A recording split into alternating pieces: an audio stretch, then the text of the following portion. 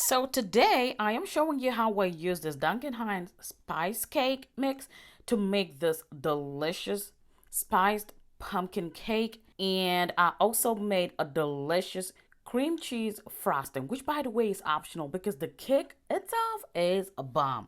Hey guys, welcome back to my kitchen. My name is Mansa and let's get into it.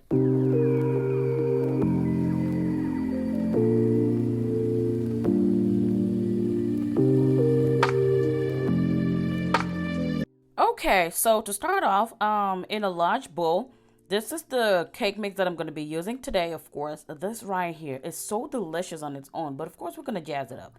So as you know with the box mixes, a lot of them come with a lot of lumps. So I'm going to use my sifter and just run it through it real quick to get rid of all the lumps. It just helps to aerate the flour mixture that's been sitting in the box. So if this is your first time on my channel, my name is Mansa. Like I said, you are absolutely welcome. Feel free to sit back, relax, take a front seat, baby, and join the family. So these are the lumps in them. Just going to crush them and just put them back into the mixture.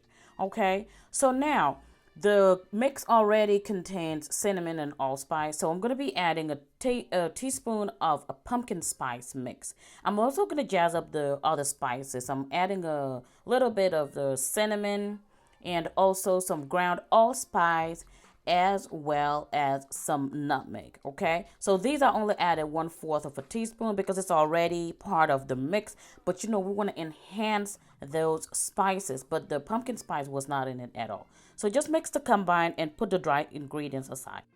In another bowl, we're going to start with our wet ingredients. Now, these are instructions on the back of the box. Here I have 3 eggs. So I did not add an extra egg, just the 3 eggs as requested on the back of the box. So just go ahead and whisk that real quick to incorporate.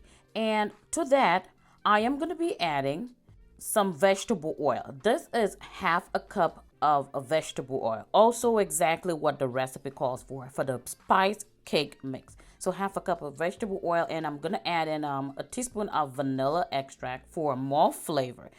Mix that all together. Now, of course, you know the recipe requests for 1 cup of water, but instead we're doing this Libby's 100% pumpkin puree. So I'm using 1 cup of that.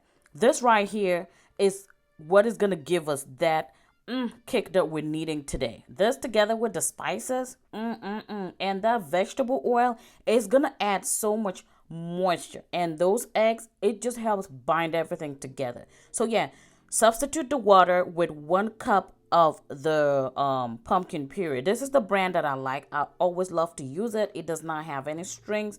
It's just nice. I like it personally, but you could use any brand of your choice. So go ahead and mix that in. No milk needed over here. Now with my hand mixer, I am just going in and mix the pumpkin puree with the rest of the wet ingredients, and then we will be ready to incorporate our wet and dry ingredients together. Oh, guys, by the way, I will always have the the ingredients and measurements listed down below. Don't also forget to check out my website, MansaQueen.com. The link is always in the description box below. And also, if you are on Facebook, I am on Facebook, and I do also upload some content on there that are exclusive to Facebook. So this is the bundt pan I'm using today. This is the Nordic Ware Heritage bundt pan. It is 10 cups, and the shape is just so beautiful. It makes the most beautiful cake ever. So I'm going to reinforce that with some pan baking spray, which already contains flour. If you do not have that, simply use some butter and lightly coat it with flour, shaking off the excess flour. So this is what it looks like. Now I'm going to go ahead and pour in all my batter in my pan. By the way, my oven is already preheated to 350 degrees Fahrenheit. All right, so simply just pouring all that batter, and man, I was scraping every ounce of that good old batter. It tasted so good, by the way. Do not eat that, okay? Just a disclaimer. So yeah, you know how we do it, pop it, drop it, and into our oven it goes. 350 degrees Fahrenheit for 40 minutes or until a toothpick inserted in the middle comes out dry. This was mine 40 minutes later. Ta-da! Oh, look how gorgeous that is. Look how beautiful the crust is. Now we're going to let this cake sit and cool down completely. I inverted it over about 20-30 minutes later and let it cool down completely, and this is what it looks like. In the meantime, we're gonna make a simple glaze. Okay, here I have 8 ounces of cream cheese and also 4 tablespoons, which is half a stick of butter, salted butter by the way, also at room temperature, nice and soft. So we're gonna go ahead and cream these together. To that, I am going to be adding 2 cups of sugar. This is powdered sugar, but I add it in gradually, mix it in, and keep adding until I use all the 2 cups of sugar. By the way, the cake on its own is so delicious. My husband actually prefers it without the frosting, but I just made the frosting. So just so you guys know, if you just like the plain pumpkin cake, just slap some butter on it and grab you a cup of coffee, cup of tea, a cup of whatever beverage you drink, and let me tell you, it's going to be delicious. So this is the frosting, very simple. And now I'm going to be adding 1 tablespoon of heavy whipping cream and also a splash of vanilla. Really simple, really easy. Again, all the instructions and measurements will be listed down below.